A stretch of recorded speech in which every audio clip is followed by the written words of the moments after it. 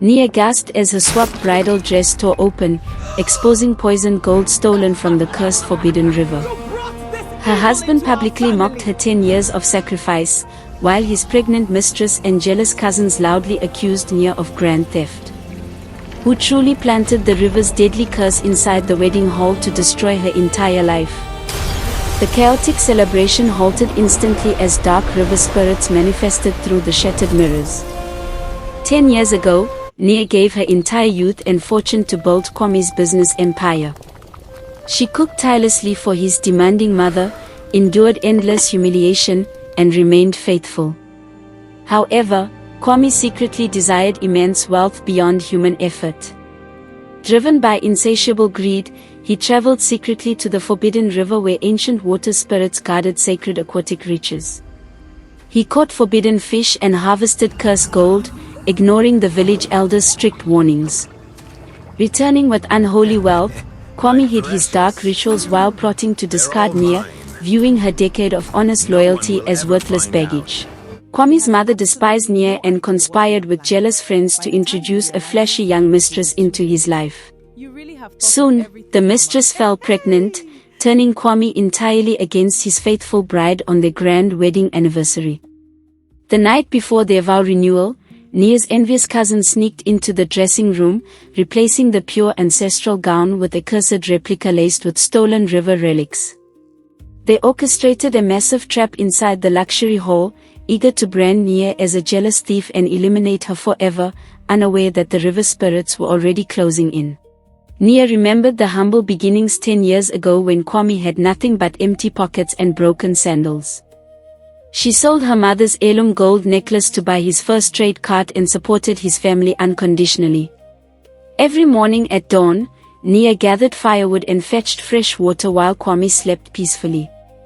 She never complained about the blistered hands or the harsh cold harmattan winds. Her love was pure, patient, and completely selfless. She believed Kwame's sweet promises that one day they would share an honest empire built on hard work and mutual respect, unaware of his darkening ambition. Kwame's mother, Mama Keisai, entered Nia's modest kitchen carrying nothing but bitter complaints and endless contempt. Despite Nia preparing rich groundnut stew with fresh vegetables daily, the old woman spat on the earthen floor in disgust. Mama Keisai constantly reminded Nia that a woman who brought no royal dowry was merely a glorified housemaid.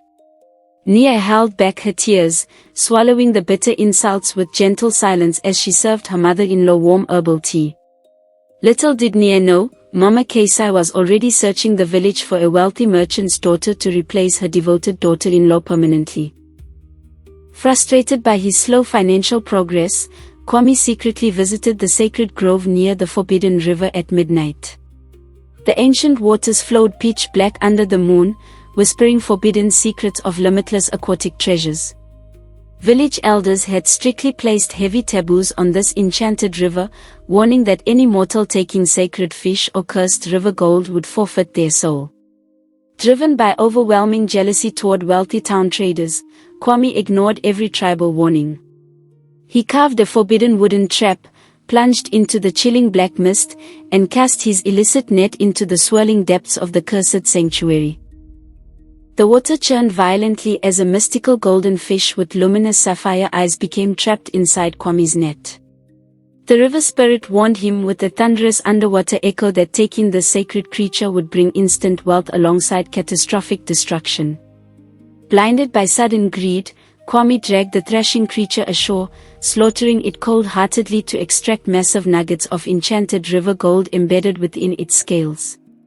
As the crimson blood stained the sacred shoreline, Kwame gathered the cursed gold into his sacks, deaf to the spirit's final promise of inevitable vengeance upon his entire household.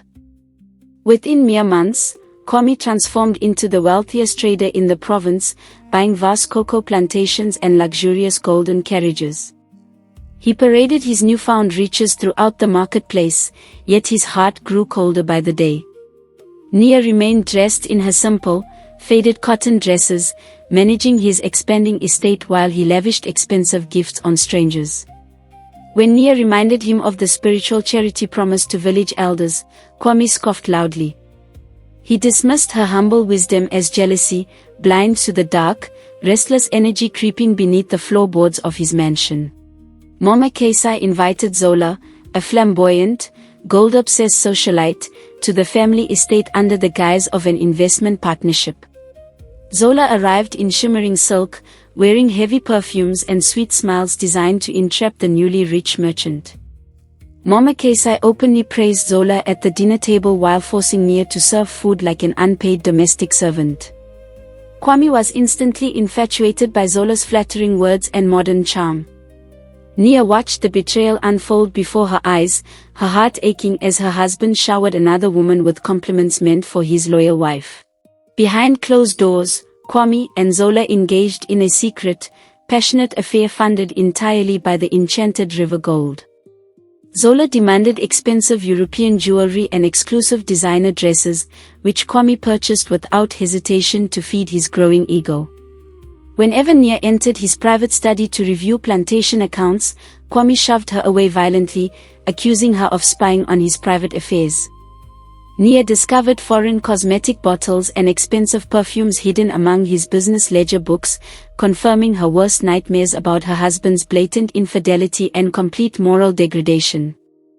Nia's cousin, Amara, pretended to be a supportive sister while secretly boiling with deep, bitter envy over Nia's honorable reputation. Amara visited the mansion daily, whispering poisonous advice into Nia's ear to provoke arguments between the couple. At the same time, Amara secretly met Mama Kesai in the market courtyard, scheming to completely strip Nia of her marital status.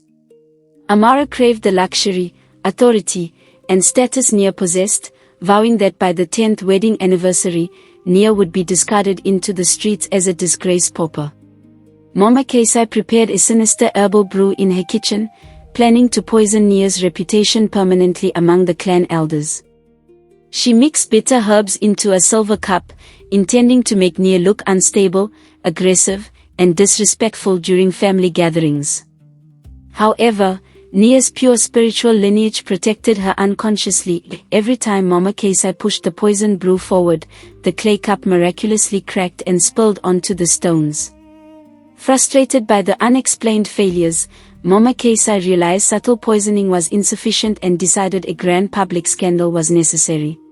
A month before the grand 10th anniversary banquet, Zola boldly announced her pregnancy to Kwame and Mama Kesai in private. Kwame rejoiced wildly, believing a male heir from Zola would secure his generational wealth and elevate his social standing. Mama Kesai declared Zola the true queen of the household, openly plotting to announce the pregnancy at the upcoming anniversary ball. Nia walked into the sitting room just as Kwame embraced Zola tenderly, her world instantly crumbling as her decade of loyal sacrifices was shattered by cruel mockery. Kwame threw a handful of dirty coins at Nia's feet, loudly ridiculing her simple lifestyle and barren state before his business associates.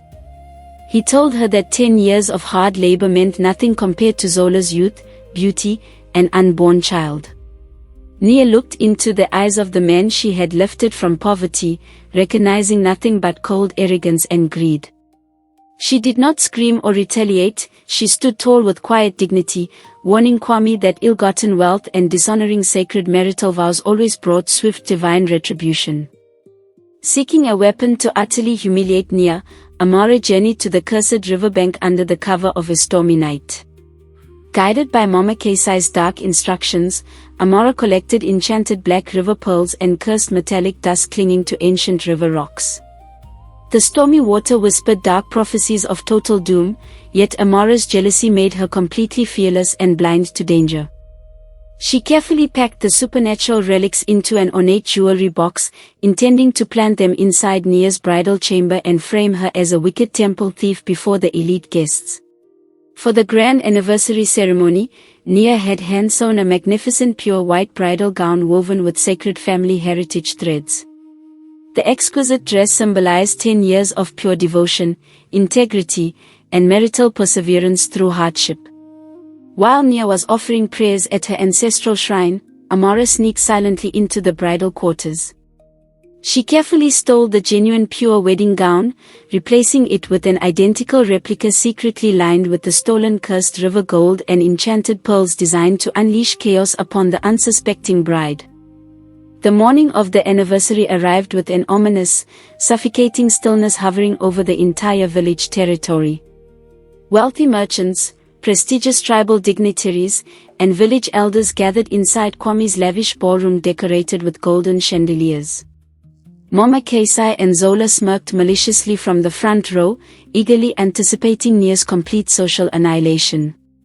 Unaware of the wicked swap, Nia gently put on the heavy replica dress, feeling an unexpected icy chill biting into her skin as the cursed fabric began reacting to the hidden river gold stitched inside the hem. Nia stepped into the glowing hall, her posture elegant and dignified despite the heavy chill gripping her spine. The guests gasped in wonder at the intricate embroidery, but whispers quickly rippled through the gathering. Amara gave Mama Kesai a subtle nod, signaling the start of their calculated trap. Kwame stood on the central stage holding a glass of imported wine, refusing to smile or look his wife in the eye. Instead, he kept his arm draped possessively around Zola, whose golden gown glittered aggressively under the chandeliers, defying all traditional respect and marital protocol. Kwame raised his goblet to silence the massive room, his voice booming with cold arrogance across the banquet hall. Instead of delivering an anniversary toast honoring Nia's sacrifices, he declared that a true modern king needed an ambitious partner, not an old-fashioned servant.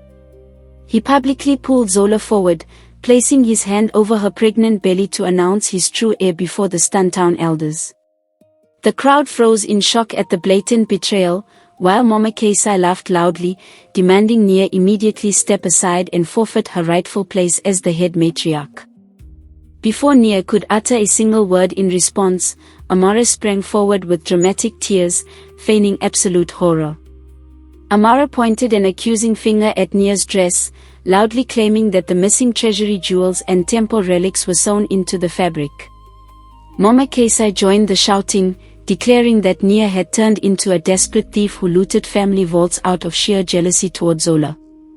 The high society guests began jeering and muttering insults, completely falling for the orchestrated performance as Kwame looked on with cruel satisfaction, ready to banish his wife forever. Determined to prove the accusation, Amara ruthlessly ripped the ornate hem of Nia's dress before the entire gathering. As the fabric tore open, heavy black pearls and radiant river gold cascaded loudly across the polished marble floor. Gasps of shock echoed through the ballroom, matching the dramatic confrontation of the initial omen. However, the moment the gold touched the open air, the shimmering metal began turning an unnatural, oily black. An ancient, suffocating stench of decaying swamp water swept through the grand hall, extinguishing the golden chandeliers one by one. The temperature inside the mansion plummeted to freezing cold as dark water began oozing upwards through the marble tiles. The stolen gold started vibrating violently, producing an eerie humming sound that paralyzed everyone in the room with raw terror. Kwame's confident smirk vanished instantly as he recognized the supernatural hum of the forbidden river spirits. He realized with sheer panic that the gold Amara had stolen from his secret stash was the very bounty he had taken from the slaughtered sacred fish, unleashing the ancient curse directly into his lavish anniversary celebration. Panic erupted throughout the ballroom as the grand decorative mirrors cracked into jagged spider webs, revealing shadowy serpentine silhouettes twisting inside the glass. Guests screamed and scrambled toward the exits, only to find the massive iron doors sealed shut by supernatural vines and chilling black frost. Mama Kesai clung desperately to Kwame's arm, screaming in terror as her fine jewelry grew scalding hot against her wrinkled skin. Zola fell to her knees, clutching her stomach as the cursed water rose swiftly around their ankles, whispering ancient chants of karmic judgment. Amidst the swirling dark mist, the gigantic spiritual avatar of the river goddess materialized above the central chandelier, radiating terrifying aquatic power. Her eyes burned like blue underwater lightning, and her voice echoed like crashing ocean waves against coastal cliffs. She pointed her glowing spear directly at Kwame, exposing his secret midnight slaughter of the sacred fish before the entire gathering. The spirit revealed that Nia was completely innocent of theft. Instead, she was the chosen bearer of ancient virtues whose relentless tears of suffering had awakened the river's sleeping vengeance. The river goddess commanded the cursed waters to strip away every illusion of false prosperity bought with sacred blood. In an instant, Kwame's luxurious silk garments decayed into rotten river weeds, leaving him shivering and exposed on the flooded stage. His grand mansion began groaning under the weight of ancient water currents, its golden pillars cracking into wet sand. The prestigious guests watched in absolute silence as the truth was unveiled. Kwame was not a brilliant entrepreneur, but a cursed plunderer whose towering wealth was built upon forbidden spiritual desecration and betrayal. Turning her wrath toward the schemers, the river goddess unleashed chilling water tendrils toward Mama Kesai, Zola, and the trembling Amara. Amara dropped to her knees, weeping hysterically and begging Nia for mercy, confessing openly that she had swapped the pure wedding dress to destroy her cousin. Mama Kesai attempted to deny her wicked involvement, but the enchanted water forced her tongue to speak only the truth, exposing her poisoned teas and secret betrayals. The entire hall listened in horror to the depth of cruelty inflicted upon Nia during her 10 years of marriage. As the judgments were spoken, a soft, warm golden radiance suddenly enveloped Nia, lifting her gently above the swirling black floodwaters. The ancestral spirits of her own lineage appeared beside her, crowning her with a shimmering wreath of pure silver light and healing her wounded spirit. The river goddess bowed respectfully to Nia's enduring patience, announcing that true royal honor belonged to those who remained righteous in suffering.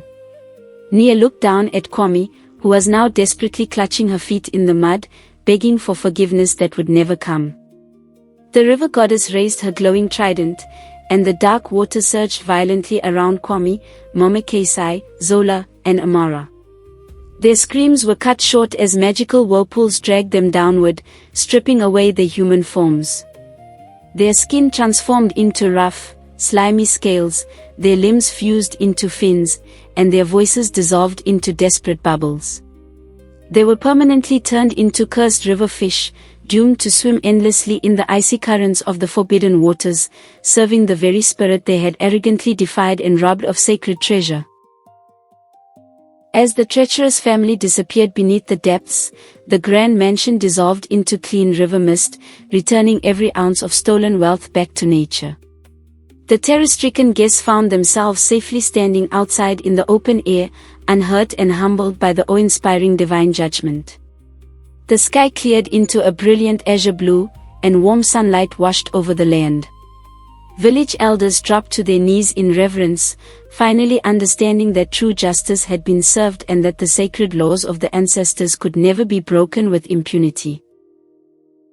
The river goddess descended gently before Nia, presenting her with a chest woven from pure golden reeds containing the true blessings of the ancestors. Unlike Kwame's cursed loot, these riches were untainted, bringing peace, boundless fertility, and lasting prosperity to whoever possessed them with an honest heart. The spirit declared that Nia was now the rightful guardian of the valley's honor and protector of the sacred heritage, blessing her with longevity, profound wisdom, and unbroken peace for all the noble sacrifices she had endured. The villagers and marketplace traders approached Nia with deep reverence, bowing their heads and asking for her guidance and leadership. Recognizing her pure virtue, they crowned her as the matriarch and patron of the community. Nia did not hold any bitterness toward those who had been deceived by Kwame's false grandeur. Instead, she opened public storehouses, funded local schools, and provided shelter for abandoned wives and mistreated women throughout the province, using her ancestral blessings to uplift every soul in need. A genuine and kind-hearted leader from a neighboring honorable realm heard of Nia's unwavering righteousness and sought to form a peaceful alliance. Together, they governed the territories with justice, mutual respect, and profound devotion, honoring the ancient spirits and protecting the sacred waters from any further human greed. Years passed peacefully, and the river remained calm, its crystal waters serving as an eternal reminder that betrayal, greed, and arrogance lead to total ruin, while patience, loyalty, and integrity will always triumph under the divine sun. Nia established a sacred sanctuary along the riverbank where young girls and women learned trade, traditional weaving, and ancestral wisdom. The surrounding lands flourished with bountiful harvests of yams, cocoa, and sweet fruits, blessed by the pure waters of the river. The elders often gathered the youth under the ancient baobab tree to recount the downfall of Kwame and the divine justice that followed. Nia governed with a humble heart, never forgetting her roots, ensuring that every struggling family received food, silver, and dignified employment within the peaceful community. Meanwhile, deep beneath the dark, icy depths of the forbidden river, four cursed fish swam aimlessly among sharp underwater rocks. Kwame, Mama Kesai, Zola, and Amora retained their human memories, trapped inside cold, scaly bodies with no voice to cry out. They watched from below as Nia's peaceful boat drifted gracefully across the sparkling surface above. Every glimmer of sunlight reminded them of the glorious human life they had thrown away for greed and deceit. They were forever forced to guard the very sacred treasures they once tried to plunder. News of Nia's prosperous and righteous realm reached distant kingdoms across the continent, attracting honest merchants, skilled artisans, and wise scholars. Caravans brought silks, precious spices, and knowledge, transforming the valley into a thriving cultural haven. Unlike Kwame's ostentatious reign of arrogance, Nia built strong stone bridges, fresh water wells, and healing houses for the sick. She remained true to her vows to the ancestral spirits, holding seasonal festivals to honor the sacred river, ensuring that respect for nature and human dignity remained the cornerstone of the land's enduring prosperity. Years later, Nia stood at the high palace balcony holding her newborn daughter, the child of true love and mutual devotion with the noble king. The gentle evening breeze carried the soothing songs of the river, filling the palace with warmth and divine grace. The elders gathered below, raising their hands in joyous celebration of the righteous lineage that would inherit the peaceful empire. Nia looked down at the calm waters and whispered a heartfelt prayer of gratitude to the spirits, knowing that darkness had been cleansed and pure virtue had permanently restored the kingdom's honor. The legend of Nia and the Forbidden River became an immortal folktale carved onto stone tablets and sung across generations. Parents taught their children that true wealth is forged through honesty, patience, and unwavering loyalty, while betrayal and stolen greed will always swallow the wicked whole. The enchanted river continued to flow peacefully through the vibrant valley, guarding its ancient secrets beneath crystal waters, shining brightly under the African sun as a timeless beacon of divine justice, unyielding righteousness, and eternal peace for all who walk the path of truth. As the rainy season approached, the valley prepared for the annual river festival, a sacred time dedicated to honoring the ancestors and renewing communal harmony. Unlike past celebrations driven by Kwame's ostentatious vanity, Nia organized a feast where every farmer, artisan, and orphan sat together as equals. Giant drums resonated through the surrounding hills, their deep beats echoing the heartbeat of the land. Offerings of fresh yams, fragrant palm oil, and wild honey were gently set adrift upon the river, symbolizing gratitude, purity, and the eternal covenant between the righteous people and the guardian spirits. Beneath the mirrored surface of the water, Kwame's scaled form drifted near the festival raft, catching the reflection of the lantern lights overhead. The aroma of roasted feast meats and sweet spices drifted into the water, filling the cursed fish with unbearable longing for the human comforts he had foolishly cast away.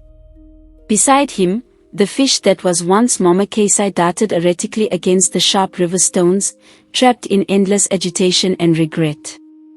The river current pulled them relentlessly backward into the abyss, denying them even the fleeting comfort of watching the joyous celebration from the shallows. Nia walked to the water's edge with her young daughter, carrying a small clay bowl filled with river blossoms and morning dew. She dipped her fingers into the cool, clear stream and offered a silent prayer for protection over her family and the entire kingdom. The gentle ripples reflected her calm, radiant face, showing no trace of the bitterness or sorrow that once clouded her youth.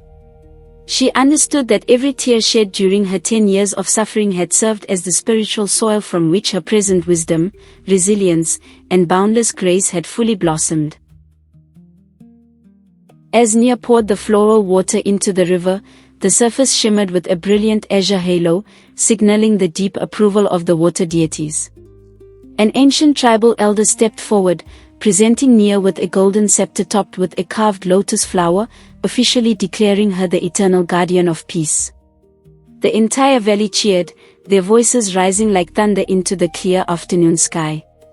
Peace, abundance, and righteous harmony had truly replaced the shadow of deceit, ensuring that the legacy of loyalty and love would stand unshakable for generations to come across the prosperous land. Night fell over the kingdom, blanketing the valley under a magnificent canopy of shimmering silver stars and a bright full moon. Nia stood hand in hand with her noble king by the serene riverside, watching the village children sing joyful ballads around crackling bonfires. The dark history of betrayal was finally redeemed, transformed into a timeless moral guide for all humanity. The sacred forbidden river flowed on quietly into eternity, its waters crystal clear, guarding the ancient truth that true honor is earned through righteousness, humility, and the enduring power of an honest heart. Nia directed the master craftsman to build a great stone library near the village square, preserving tribal history and sacred oral traditions. Scholars and storytellers traveled from neighboring kingdoms to write down ancient proverbs, warning future generations of the dangers of unbridled ambition and betrayal. Nia personally donated the ancestral scrolls left by her family, ensuring knowledge was free and accessible to all children regardless of their social standing. The whole became a beacon of enlightenment, where truth and wisdom replaced the toxic pride and deceptive schemes that had once nearly destroyed their peaceful society. The harvest season flourished as the newly built irrigation canals channeled clean river water into previously barren desert lands. Golden wheat fields and rich plantain groves stretched as far as the eye could see, feeding thousands of migrant workers seeking peaceful livelihoods. Nia walked through the farmlands barefoot, greeting the farmers with warm respect and checking the grain reserves for winter. Her compassionate governance won the deep devotion of the common people, who viewed her not as a distant monarch, but as a loving mother and protective guardian sent directly by the ancestors. While the kingdom flourished in harmony, a violent underwater whirlpool formed deep inside the forbidden river trenches. Trapped in their scaly prisons, Kwame and Zola fought aggressively over decaying river moss, their minds tormented by eternal hunger and deep shame. The river spirits maintained the heavy spiritual currents, continuously forcing the cursed creatures to guard the submerged ancestral chest day and night. Stripped of all pride, speech, and human warmth, they swam endlessly in icy darkness, realizing too late that worldly vanity and cruel betrayal carried consequences that stretched far beyond mortal lifetimes into eternal suffering. Nia's Council of Righteous Elders instituted the Festival of Forgiveness, inviting families with broken ties to reconcile before the sacred communal hearth. She taught the youth that harboring unexpressed hatred poisoned the bearer far more than the oppressor, urging everyone to walk in emotional freedom. The community celebrated with lively tribal dances, joyous singing, and shared feasts, strengthening the unbreakable social fabric of the realm. The royal kingdom became a shining model of ethical leadership, admired across surrounding empires for its fairness, vibrant culture, and genuine commitment to human dignity and spiritual truth. Standing upon the peaceful palace terrace at sunrise, Nia watched the gentle river mist rise slowly toward the golden morning skies. Her daughter ran happily toward her with freshly picked jasmine blossoms, filling the courtyard with pure laughter and innocent joy. Nia smiled serenely, knowing that the trials of her past had purified her soul and laid down an unshakable foundation of justice for future generations.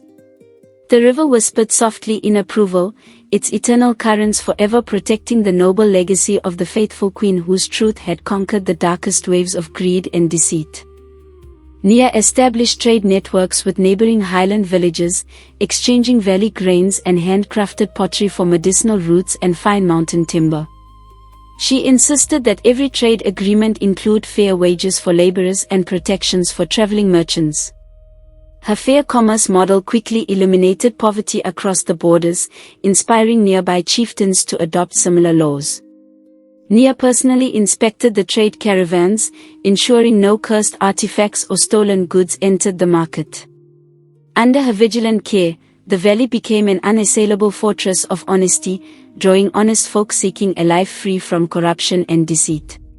In the deepest underwater caverns of the Forbidden River, the cursed fish that was once Mama Kesai struggled against the violent churning currents. Her gills burned from the murky sediment, while her spirit remained consumed by the bitter memory of her cruel plotting. She watched schools of free, untainted river fish swim harmoniously past the glowing aquatic plants, realizing the dreadful price of her arrogance. Deprived of respect, authority, and human voice, she was trapped in endless aquatic exile, forced to witness the enduring prosperity of the daughter-in-law she had once tried so desperately to destroy.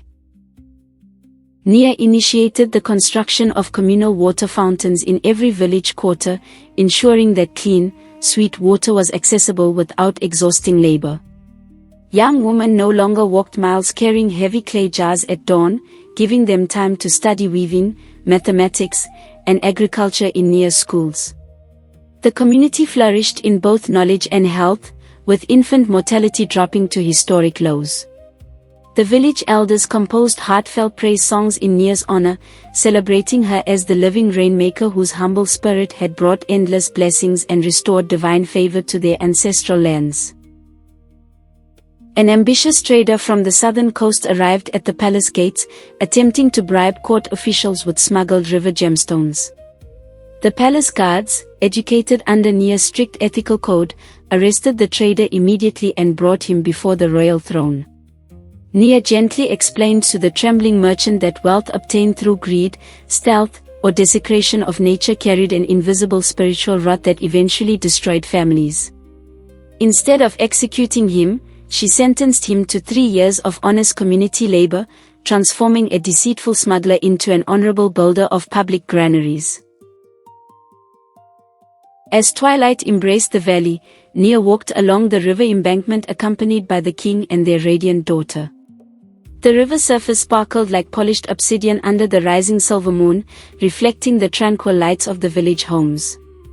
Nia paused by the sacred shrine to light a sweet resin incense, whispering an eternal vow of gratitude to the spirits. The river waters murmured back with a gentle, soothing melody, carrying a timeless message to future generations that truth, patience, and unwavering virtue will always stand as the supreme rulers of human destiny. Nia established an annual scholarship to train promising young girls in mathematics, diplomacy, and traditional herbal medicine. She personally oversaw their examinations, encouraging them to lead with integrity and self-reliance rather than depending on dishonest partnerships. The students built herbal gardens across the province, cultivating medicinal plants that cured seasonal fevers and healed chronic illnesses. Families who once struggled in poverty now celebrated their daughters as revered community healers. Nia watched the young scholars flourish with immense pride, knowing that empowering women with practical wisdom was the true antidote to the generational oppression she had once suffered. Deep beneath the turbulent waters of the Forbidden River, the cursed fish that was once Amara darted through razor-sharp coral reefs in ceaseless agony. Her envy had turned into a heavy spiritual anchor, dragging her into the coldest abyssal trenches where sunlight never penetrated. She watched schools of glowing minnows dance gracefully together in mutual trust, reminding her of the sisterhood she had viciously shattered. Trapped in perpetual silence, she wept bitter, invisible tears into the salty currents, condemned to carry the crushing weight of her betrayal as an eternal warning to all envious hearts. A severe dry season tested the resilience of the surrounding territories, drying up wells and scorching farmlands in neighboring provinces.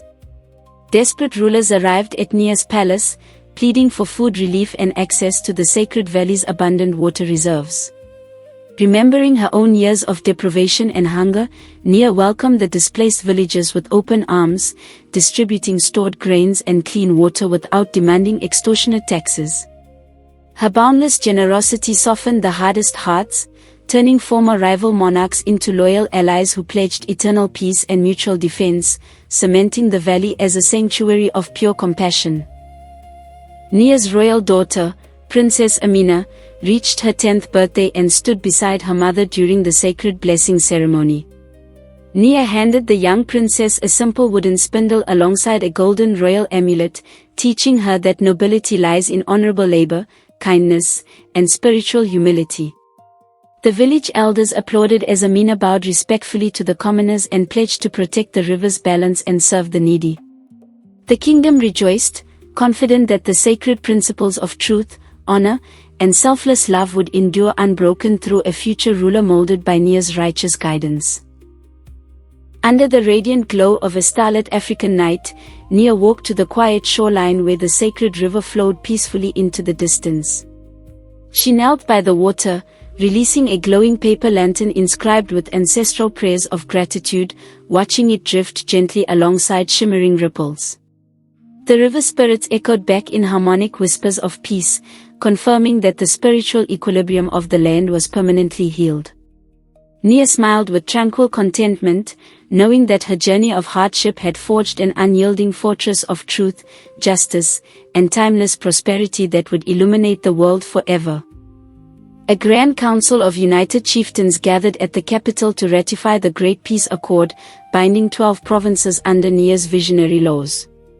The agreement banned predatory lending, protected women's land inheritance rights, and established shared granaries to withstand future droughts.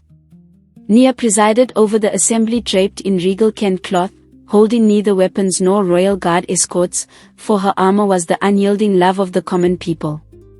The chieftains signed the ancestral parchment with deep reverence, acknowledging that a realm governed by equity and moral discipline could never be broken by outside invaders or domestic corruption. Near the dangerous submerged caves of the Forbidden River, the cursed fish that was once Kwame attempted to leap toward the warm sunlight filtering through the current. Each desperate leap slammed his scaly body against jagged underwater boulders, leaving him battered and exhausted. The mocking laughter of water nymphs echoed around him, reminding the disgraced merchant of how he had thrown away Nia's decade of sacred devotion for fleeting vanity and cursed gold. Trapped in perpetual agony, he watched the golden shadows of peaceful royal barges glide overhead, completely severed from the world of honor and grace he once took for granted. Princess Amina accompanied Nia to the bustling riverside textile mills, where thousands of women spun rich organic cotton into vibrant garments for international export. Nia taught her daughter to inspect the fabric weaves personally and ensure every artisan received generous compensation and medical care. The mill workers sang ancient work melodies celebrating Nia's resilience, their voices rising harmoniously with the steady rhythmic hum of wooden looms. Amina marveled at how her mother transformed a community of once oppressed housewives into confident, independent leaders of global commerce, cementing dignity as the heartbeat of their society. A deceitful court sorcerer from a fallen northern empire arrived disguised as a wandering monk, seeking to unearth the secret source of Nia's divine prosperity. Sneaking to the forbidden riverbank at midnight, he attempted to cast a binding hex upon the sacred waters to steal their mystical power. The moment his corrupted staff touched the surface, the water goddess surged upward in a blinding tempest of liquid silver, shattering the sorcerer's talismans instantly. Stripped of his dark magic and rendered permanently mute, the intruder fled into the dark wilderness, carrying a terrifying lesson of the river's unbreakable purity. Nia established the Hall of Reconciliation, a peaceful sanctuary where estranged couples and broken families received spiritual counsel before village elders. Having lived through the agonizing trauma of betrayal, emotional neglect, and cruel public mockery, Nia dedicated her life to healing wounded hearts. She shared her personal testimony of enduring patience, inspiring thousands to build marriages founded on mutual honor, transparent honesty, and deep spiritual communion. The kingdom became renowned across the continent not only for its golden wealth, but for Beneath the dark, swirling depths of the riverbed, the fish that was once soulless swam in lonely circles around barren aquatic rocks.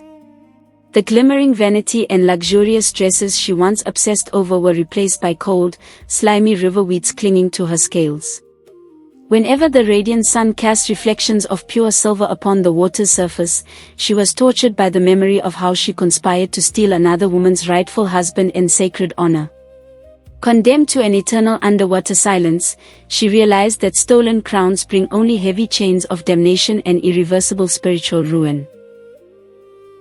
When a major diplomatic summit brought kings and queens from across the African continent to Nia's gleaming palace, the foreign monarchs stood astonished at the kingdom's harmony.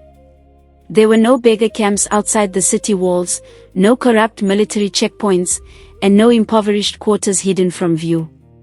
Nia hosted the grand banquet, serving rich native foods on simple handcrafted earthenware, reminding the powerful rulers that true royal magnificence is demonstrated through universal welfare, not ostentatious golden excess. The foreign kings wept in admiration, returning to their homelands inspired to reform their laws and govern with genuine righteousness. Princess Amina stood atop the ancient sacred mountain beside Nia at twilight, looking out across the endless, thriving expanse of fertile green valleys. Nia placed the ancient tribal crown upon Amina's brow, teaching her the ultimate lesson, that leadership is a sacred burden of service, humility, and steadfast moral courage. The cool evening breeze carried the harmonious chants of thousands of villagers singing blessings over the royal succession. Amina bowed deeply before her mother, weeping tears of deep devotion and pledging to uphold the eternal laws of justice, truth, and the sacred river until her final breath. In the deepest, frozen abyss of the forbidden river, the cursed fish of the four conspirators huddled together among sharp volcanic gravel, permanently stripped of all hope.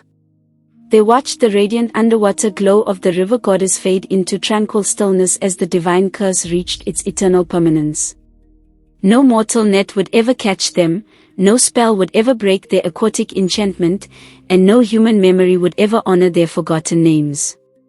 They remained forever submerged as living monuments to the inescapable reality that divine justice watches all human deeds, swiftly punishing cruelty, betrayal, and insatiable greed. As dawn broke over the magnificent realm, Nia and her king stood on the palace balcony, watching golden sunlight bathe the crystal river and blooming lotus fields below. The entire kingdom was filled with the joyous laughter of children running freely through paved stone streets, secure in peace, prosperity, and righteous law. Nia looked toward the boundless eastern horizon with a serene heart, whispering her eternal gratitude to the ancestral spirits. The sacred river flowed on gloriously into eternity, an unyielding testament that truth, patience, and unwavering virtue will forever reign supreme over the hearts of humanity. Princess Amina ascended the throne alongside Nia as co-regent, initiating a new era of diplomatic harmony and sustainable commerce. The young queen continued her mother's traditions, visiting the granaries, weaving centers, and schools every market day. The elders presented Amina with the ancient quill of justice, carved from ivory wood, symbolizing fair judgments and incorruptible leadership. Under their joint guidance, the kingdom's borders remained completely peaceful, protected not by iron spears or fortress walls, but by the unbreakable trust, profound loyalty, and collective prosperity shared by every single citizen in the thriving African realm. In the murky abyss of the forbidden river, the cursed fish of Kwame watched from beneath as royal flower petals drifted lazily across the water. A sudden vision of his past flashed before his eyes, the humble days when Nia lovingly dressed his wounds and shared her last piece of roasted cassava. A single, heavy tear dissolved instantly into the freezing river currents.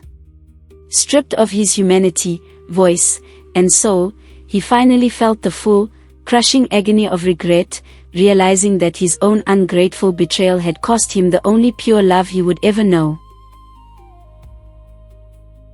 A majestic stone monument was erected at the riverbank, inscribed with the 10 golden laws of righteous conduct taught by Nia.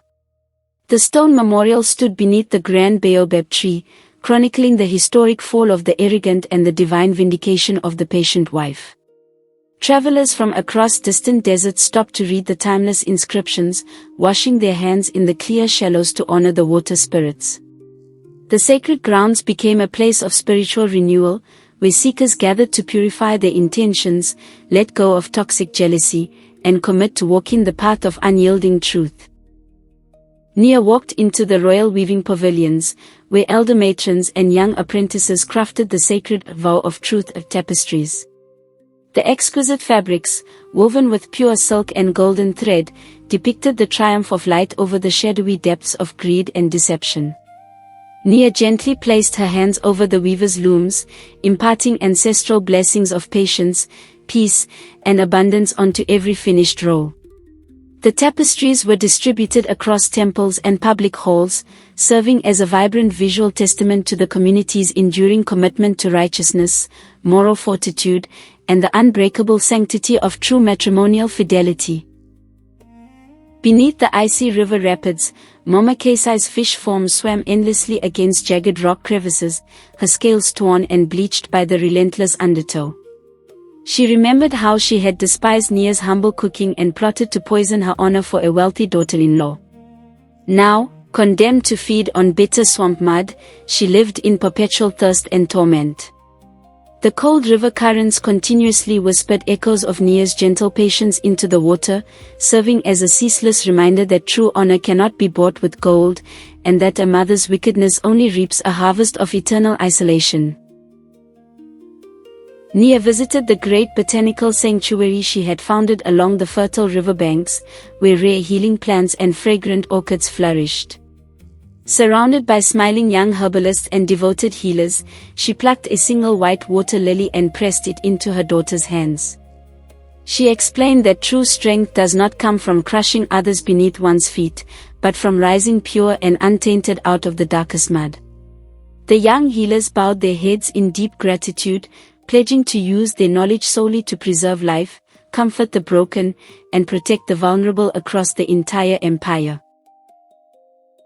In the deepest shadows of the river floor, the cursed fish of Amara and Zola circled each other in perpetual hostility, forever trapped in mutual blame.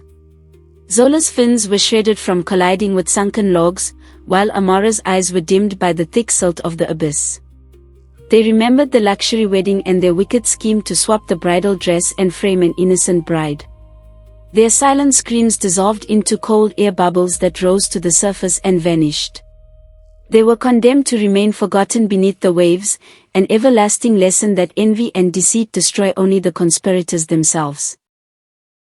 On the eve of the great centennial jubilee, Nia stood with the king upon the palace observation platform, overlooking the illuminated city. Thousands of festival lanterns sparkled along the waterways like fallen stars, while traditional harps and flutes wove melodies of profound peace throughout the warm night air. Nia held the king's hand, reflecting on their long, blessed journey from tears and public humiliation to eternal honor and spiritual mastery. They had built an unshakable realm where justice, love, and human dignity reigned supreme, leaving a living heritage that would outlast the stones of their palaces. As the midnight moon reached its zenith, the river goddess rose gracefully above the water one final time, cloaked in liquid moonlight and glowing lilies. She looked toward the palace where Nia knelt in reverent prayer, bowing her divine head to honor the mortal woman who had restored balance to the sacred realm.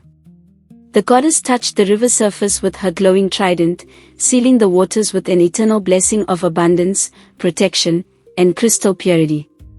The divine spirit whispered into the wind that as long as the people walked in righteousness and truth, the sacred river would never run dry. The golden dawn broke over the horizon, painting the peaceful valley in brilliant hues of amber, rose, and radiant gold. Nia stood beside her daughter, Queen Amina, watching the crystal waters of the sacred river flow gently toward the endless ocean. The memory of betrayal, greed, and cursed gold was forever transformed into an eternal song of triumph, moral resilience, and divine vindication.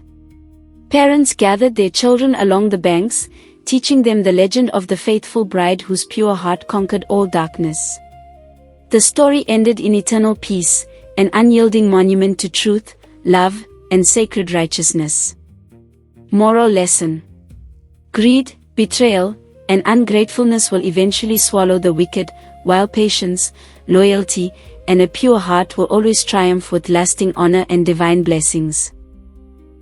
If this story touched your heart, please like, share, and subscribe to our channel for more powerful African folktales. Drop your thoughts in the comments below.